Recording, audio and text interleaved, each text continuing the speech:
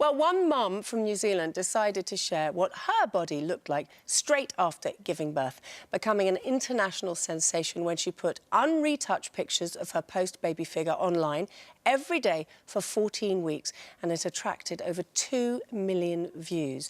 And Julie Bhosale joins me now live from Auckland. Good morning, Julie. Good morning, Gibby. So who gave you this idea, or how did you come up with this idea to do these pictures? To be really honest, I'm a very qualified nutritionist, and I actually specialise in the area of pre- and postnatal nutrition. I'm actually 8 weeks away from completing my doctorate.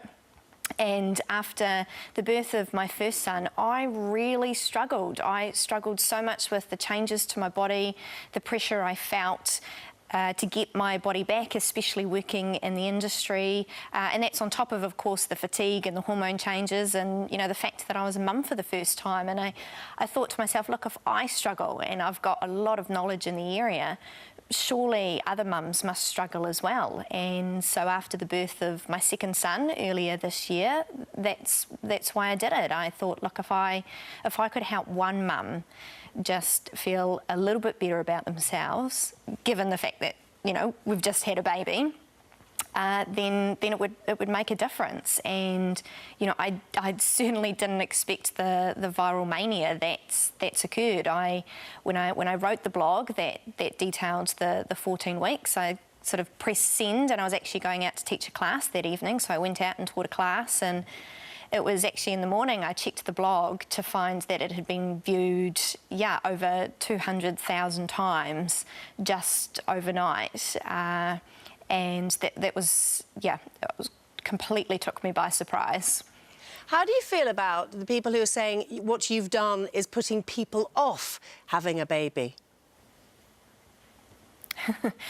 Well, look, I follow the research, and, there is scientific research, peer-reviewed journal articles, including the, the British Medical Journal, that states and shows, research saying that, if women are prepared for some of the changes that will happen, it's going to stop the overwhelm that can occur when you think and feel, look, is it only me? And, so that in itself, to me, is enough evidence to say, well, look, actually, we should be sharing this, and, it is actually going to make a difference.